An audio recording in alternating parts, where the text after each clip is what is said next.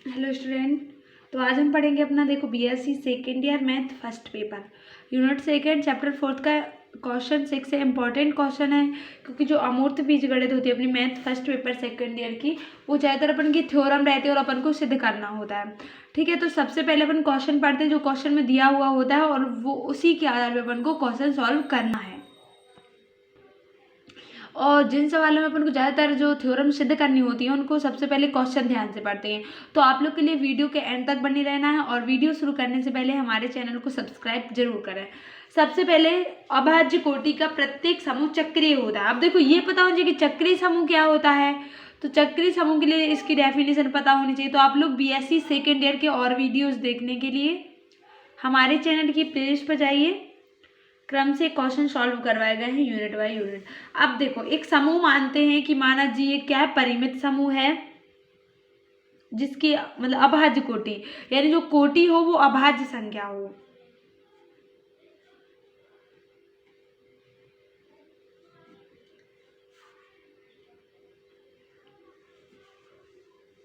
परिमित समूह है जिसकी कोटि एक अभाज्य संख्या है। अभाज्य संख्या को अपन पी मान लेते हैं। ठीक है,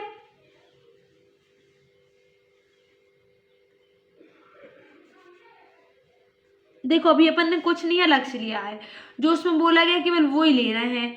जैसे कि जी एक परिमित समूह और एक अभाज्य कोटि का अपन को समूह लिया है, तो अपन ने मान लिया कि जी एक समूह और कौन सी कोटि का है, अभाज्य कोटि का है, जिसकी कोटि अभाज्य संख्या पी है।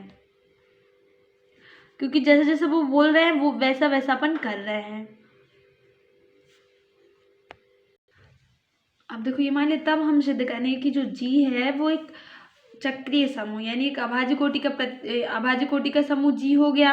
तो अपन को ये जो समूह है वो सिद्ध करना है कि ये चक्रीय होगा। ठीक है, तब हम सिद्ध करेंगे,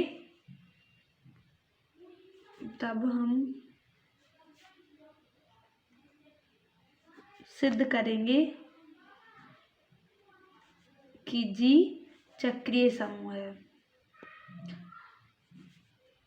यानी कि अपन को ये सिद्ध करना, जब जी की अभाज्य कोटि होगी तो चक्रीय समूह की भी कोटि क्या होगी, अभाज्य होगी।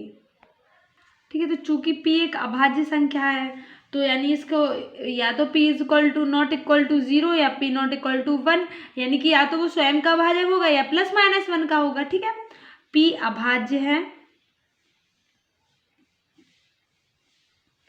अतः p नॉट इक्वल टू 0 यानी ये बराबर नहीं होगा 0 के, तथा p नॉट इक्वल टू 1 तथा p के भाजक केवल कौन कौन से होंगे, या तो वो स्वयं होगा या प्लस माइनस 1 हो जाएगा। जब देखो मतलब p अभाज्य संख्या है अर्थात अपन कैसे जो मतलब इसकी कोटि है चक्रीय मतलब समूह की जी की कोटि क्या अपनी अभाज्य है। ठीक है, तो अपन क्या कह सकते हैं, ये 2 से तो छोटी होगी ना, क्योंकि प्लस माइनस 1 या प्लस माइनस p यानी न्यूनतम 2 से कम ही होगी ना। तो अतः अपन लिख सकते हैं, अतः इसकी कोटि को कैसे प्रदर्शित करेंगे, o ऑफ g से कम 2 होगा, यानी कि न्यूनतम 2 होगा।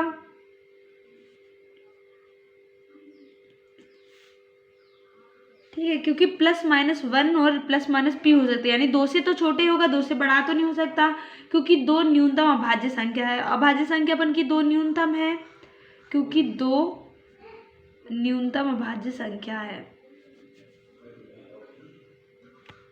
ठीक है, आप लोग के लिए वीडियो के एंड तक बने रहना और बीएससी सेकेंड ईयर के और वीडियोस देखने के लिए हमारे चैनल की प्लेलिस्ट पर जाइए, क्रम से क्वेश्चन सॉल्व करवाए गए हैं यूनिट बाय यूनिट।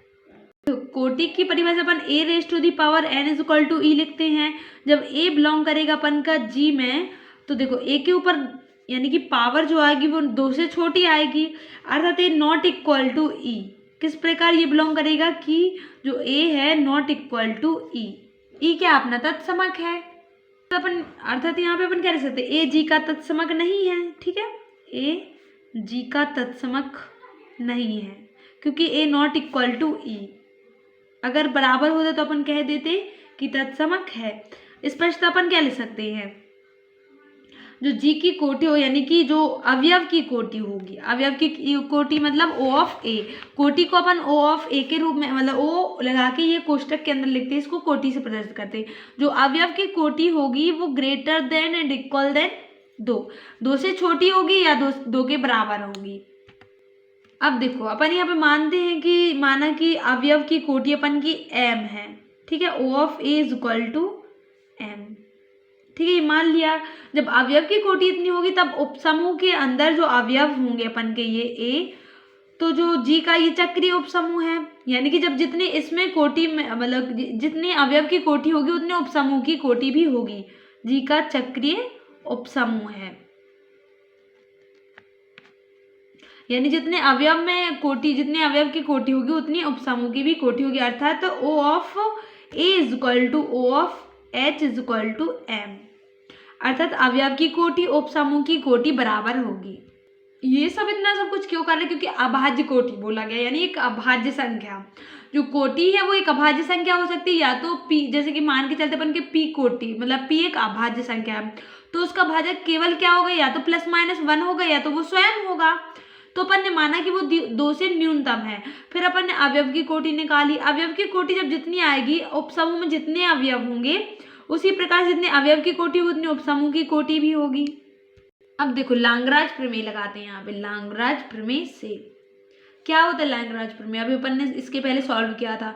जो परिमित समूह होता है, अपन को देखो एक परिमित समूह लिया है अपन ने जी, वो जो मतलब समूह की कोटि होती है, उपसमूह की कोटि होती है, वो समूह की कोटि का भाजक होती है, अर्थात K इज इक्वल टू अपन ने सिद्ध किया था O of G upon O of H।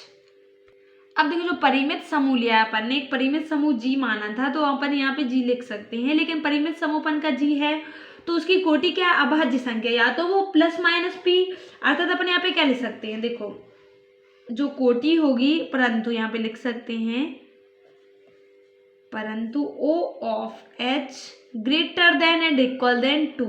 अभी अपन ने ये लिखा था, ठीक है, तथा जो O ऑफ G यानी कि समूह की कोटि है वो नॉट इक्वल टू 1, अर्थात अपन इसके बराबर में एक लिख सकते हैं, यानी कि O of G is equal to O of H लिख सकते हैं यहाँ पे। क्योंकि देखो अपन को बोला गया था O ऑफ G यानी कि जो समूह की कोटि है वो एक अभाज्य संख्या है P, यानी कि अभाज्य संख्या, तो O of G not equal to 1 के बराबर नहीं हो क्योंकि एक अभाज्य संख्या है। और अपन ने एक चीज और लिखा था कि O of H is equal to 1। ये क्यों लिखा था? क्योंकि अपन ने पहले बोला था कि या तो वो +-1 हो सकता है या तो वो +-P हो सकता है, तो अपन O of G is equal to O of H लिख सकते हैं यहाँ पे। अब देखो O ऑफ G की कोटि क्या है, मतलब समूह की कोटि क्या है अपन की P, और O ऑफ A यहाँ पे लिख सकते हैं, चूंकि O of H is equal to O of A is equal to M अपन ने ये निकाला था, तो P is equal to M।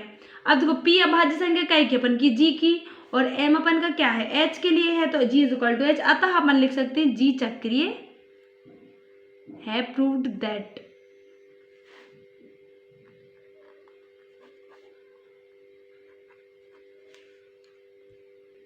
तो वीडियो पसंद आए तो प्लीज़ अपने दोस्तों के साथ शेयर जरूर करें। Thank you. और प्लेलिस्ट में जाकर आप लोग ऑल वीडियोस देख सकते हो।